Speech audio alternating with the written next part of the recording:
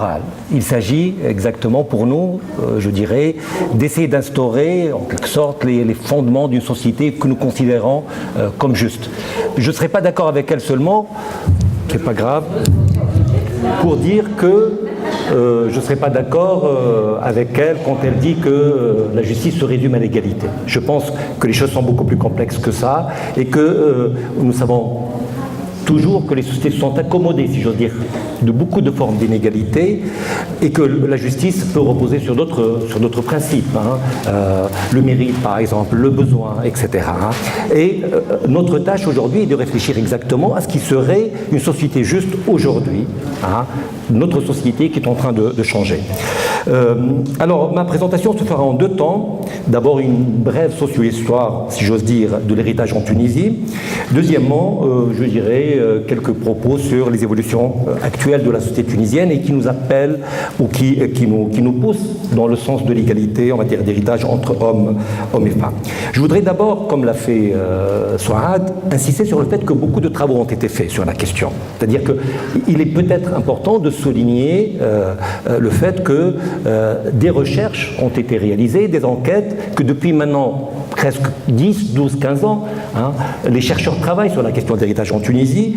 L'AFTUR a publié au moins 2 volumes sur la question, un volume en 2006 et un volume beaucoup plus récent, je crois, en 2015. Et des chercheurs, juristes, sociologues, anthropologues se sont penchés sur la question. Et ils ont produit une masse de données très intéressante. Alors qu'est-ce que nous trouvons dans ces travaux? Nous trouvons une description de la pratique de l'héritage en Tunisie. C'est quelque chose qui est très important. Cette pratique montre d'abord que la règle charaïque, que la règle religieuse a été interprétée, mise en œuvre de manière différente et qu'elle a été surtout rarement respectée, d'accord, mais aussi les textes nous montrent qu'en fin de compte cette règle a été interprétée de manière différente selon les rites, selon les écoles d'interprétation et selon aussi les contextes sociaux réels. Rural, urbain, société, je ne sais pas moi, fondée sur le foncier et sur l'agraire, ou société plutôt articulée autour d'autres activités économiques, etc. Et comme je le disais, les travaux des historiens et des anthropologues insistent sur une donnée tout à fait fondamentale, qui est la suivante. Les femmes ont rarement hérité réellement, indépendamment de cette règle charaïque qui leur donne le tiers.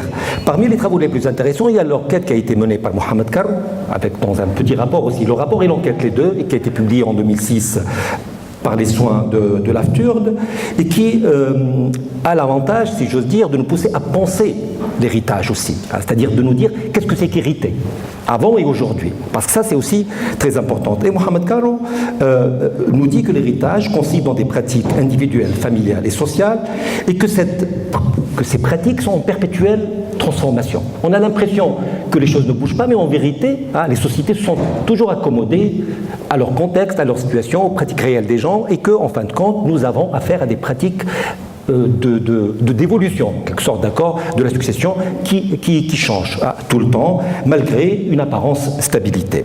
Mohamed Karo insiste sur autre chose qui est très importante, qui est le fait que le parentage charaïque qui est dominant au niveau des représentations et dans l'idéologie intériorisée, comme il dit, par les individus, ne l'est pas dans la réalité. C'est-à-dire l'insistance, si j'ose dire, sur l'importance, sur la centralité de la règle charaïque n'a d'équivalent que le mépris que l'on a pour cette règle dans la pratique réelle, lorsque les gens réellement se partagent un bien, concrètement, dans la vie réelle. Et cela amène Mohamed Karo à parler en reprenant du Bourdieu, à l'illusion de la règle. On a l'impression que la règle est efficace parce qu'elle existe, mais en vérité, elle n'est sollicitée très souvent que exactement pour dire le contraire de ce que font les gens. D'accord ? Je pense que les travaux de Mohamed Karo et d'autres, mais aussi les réflexions de Lilia Ben Selem dans ce volume, sont très intéressantes. Qu'est-ce qu'elles nous disent, toutes ces réflexions? Elles nous disent les choses suivantes, pratiquement. Elles nous disent d'abord que dans la société tunisienne traditionnelle, le principe majeur, c'est exactement l'appartenance patrilinéaire agnatique, et que dans ce cadre-là, un seul impératif était au centre de la vie des gens, c'est le fait de maintenir, de stabiliser les biens, d'empêcher que la propriété ne s'effrite, ne s'étiole, ne parte à des groupes extérieurs au groupe familial. Et cela explique toutes sortes de pratiques qui étaient, je dirais, et qui sont peut-être toujours en vigueur. Hein. Par exemple, la dot, on ne la donnait jamais en foncier, on la donne toujours en récolte, en céréales, en bétail, etc. De choses qui sont voilà, des meubles. Hein. L'immeuble ne circule pas. Pourquoi tout ça? C'est tout ça pour garder, je dirais, une mainmise totale du groupe familial, du groupe tribal, du groupe agnatique sur la propriété. On sait aussi par les travaux de Sophia Verchi et toute l'équipe qui était autour d'elle à quel point les habous ont joué un rôle très important dans, je dirais, ce maintien de la propriété foncière essentiellement ou au sein du groupe ou entre les mains du groupe familial. Il y a quelque chose qui est très important qui a été souligné surtout par les Ibn Selm et à laquelle je crois qu'il faut attirer l'attention, c'est que les enjeux qui sont liés à la propriété de la terre ne sont pas uniquement des enjeux économiques, c'est aussi des enjeux d'honneur en quelque sorte pour le groupe. Hein. Avoir des terres, ce n'est pas uniquement avoir des ressources, hein, mais c'est surtout avoir une place, un rang social. Et par cette accaparation, en quelque sorte, je dirais, des biens, ce qui est joué et ce qui fait que les femmes elles-mêmes acceptaient, je dirais, le sort qu'on leur réservait, c'est qu'exactement, on arrivait à valoriser le groupe dans son ensemble, dont elles sont elles-mêmes des membres.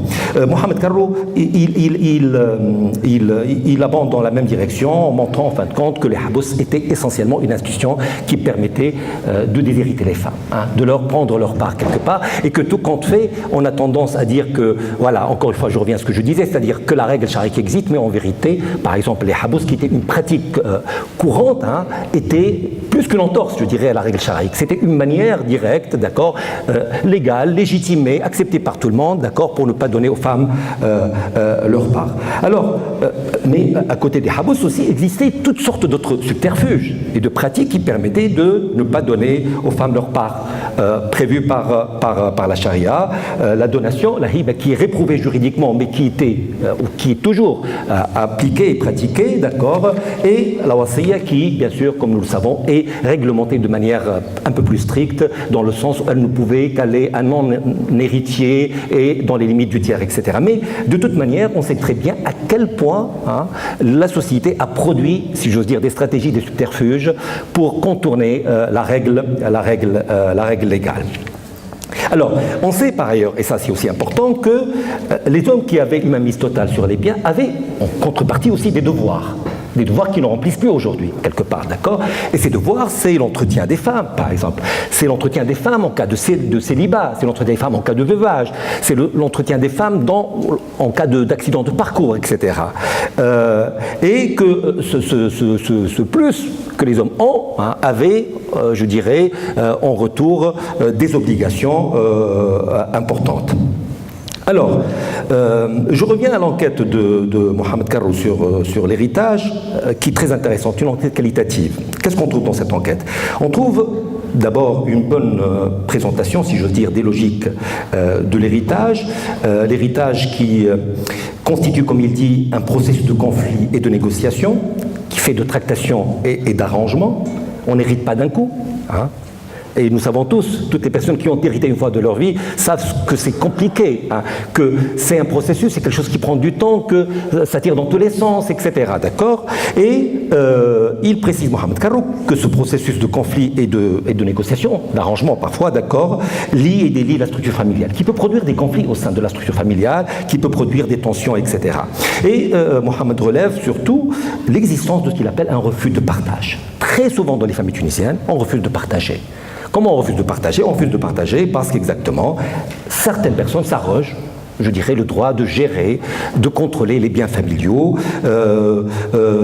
par toutes sortes de moyens, l'occupation réelle, hein, par exemple d'une terre, la gestion de facto d'un patrimoine, etc. Hein. Les mots d'ailleurs dans notre langage juridique le disent très bien, al-hawz, etc. Tout ça dit, enfin, en quelque sorte, hein, cette mainmise, je dirais, illégale de quelque chose, d'accord, et qui se fait très souvent avec le consentement implicite, explicite du groupe familial. Et il y a quelque chose qui est très intéressant dans cette enquête, et que je trouve, moi, fabuleuse quand on fait du terrain, il montre à quel point il y a toujours une suspicion dans les questions d'héritage par rapport aux familles alliées.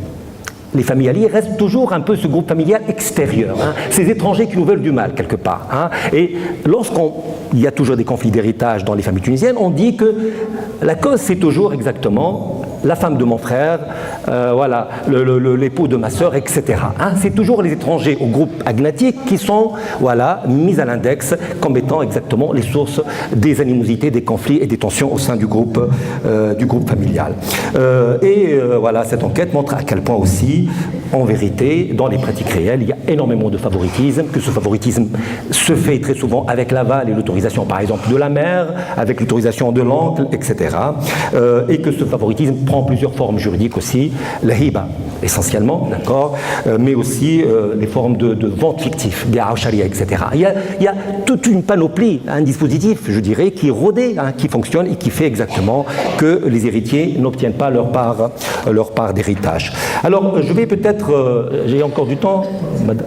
5 minutes. Je vais terminer alors très rapidement parce que je ne veux pas dépasser le temps qui m'est imparti pour dire deux choses très rapidement. Dans cette enquête, il y a des éléments qui montrent à quel point, en vérité, il y a du changement malgré tout. Hein. Il y a du changement, il y a ce que Mohamed Caro appelle des pratiques encore minoritaires dans lesquelles on partage de manière égalitaire. Hein. Il y a cette montée en puissance des valeurs égalitaires dans nos familles, dans notre société. Hein.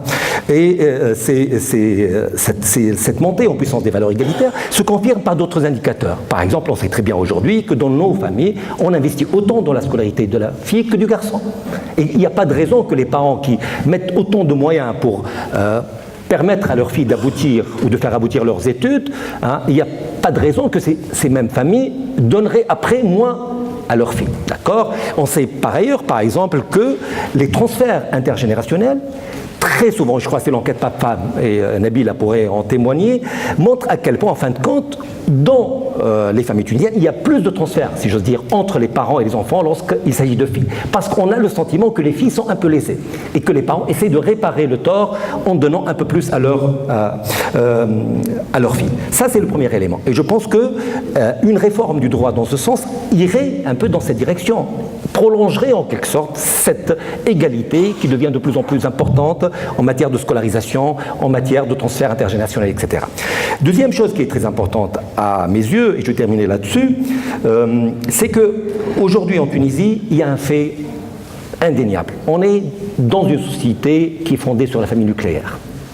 70%, je crois, des familles sont des familles nucléaires. Des familles dans lesquelles ne compte que exactement le couple et les enfants. Hein. Et aujourd'hui, je crois que c'est Kelsom Ziou qui le disait dans un article, un homme ne donnerait pas à son frère, il donnerait à sa fille. S'il a à choisir entre donner à sa fille et donner à son frère, il donnerait à sa fille. Sa fille est plus proche de lui, c'est-à-dire le petit noyau avec lequel il partage le quotidien, avec lequel il partage, si j'ose dire, une sorte de destin économique aussi, et de destin réel dans la vie de tous les jours, hein, sa fille est plus proche de lui et lui donnerait plus de choses. Et par conséquent, on voit à quel point hein, cette idée de la gna, de la gnatique, etc., disparaît. Et la famille élargie ne compte plus dans la vie des gens. Et beaucoup d'enquêtes le montrent. Enfin, moi, je pourrais parler de mes propres enquêtes sur Tadam, Ndouarish, etc. On voit à quel point la famille élargie ne compte plus dans l'imaginaire des gens. Elle n'est plus présente dans leur vie. Elle ne représente plus aussi un recours en cas de problème hein, ou de difficulté dans la vie, etc. La solidarité fonctionne au sein du groupe et de la famille nucléaire. Et je pense qu'une réforme du droit en matière d'héritage hein, devrait aller dans cette direction, c'est-à-dire renforcer, si j'ose dire, cette solidarité intrafamiliale, mais avec l'idée que, bien sûr, il s'agit essentiellement de la famille nucléaire. Je termine avec une dernière idée qui me semble importante à soulever, qui est la suivante. Je pense que aussi nos familles ne sont pas uniquement aujourd'hui des familles de plus en plus nucléaires, mais aussi des familles de plus en plus relationnelles et non plus statutaires. Pour reprendre, Dora connaît mieux que moi cette littérature, les travaux de François de Singly. Qu'est-ce que ça veut dire des familles statutaires? C'est-à-dire des familles dans lesquelles la place des individus n'est pas scellée d'avance, n'est pas déterminée d'avance en fonction du sexe, de l'âge, etc. Chaque individu doit négocier sa place au sein de la famille, en apportant des choses au groupe familial, en étant présent, en apportant de l'affect, mais aussi des moyens, des ressources, etc. Et dans ces familles-là relationnelles, puisqu'un statut préalable n'existe pas, moi je pense que l'héritage devrait suivre. Et pour les individus, une manière ou une forme ou une marque de reconnaissance, par exemple, de leur existence et de leur importance au sein de la famille, passerait par l'héritage. Les enfants, lorsqu'ils héritent, ont le sentiment d'exister par l'héritage, hein, d'exister dans les yeux de leurs parents quelque part, d'exister pour leurs parents. Être déshérité aujourd'hui n'est pas uniquement un problème économique pour les enfants, c'est un problème moral, c'est un problème d'existence pour les parents en quelque sorte. C'est le sentiment de ne pas être aimé autant. Il y a une sociologue qui le dit, je crois, j'ai oublié son nom, qui a travaillé beaucoup sur l'héritage, qui pose la question comme ça, comment aimer combien? Aimer comment, on revient très souvent à aimer combien, c'est-à-dire donner combien, d'accord? Et je pense qu'aujourd'hui, dans ces familles-là où les individus ne sont plus, je dirais, figés dans des statuts fixés à l'avance, d'accord? Pour avoir le sentiment d'être aimé autant par ses parents, on a le besoin d'hériter autant que son frère de ses parents aussi. Je vous remercie.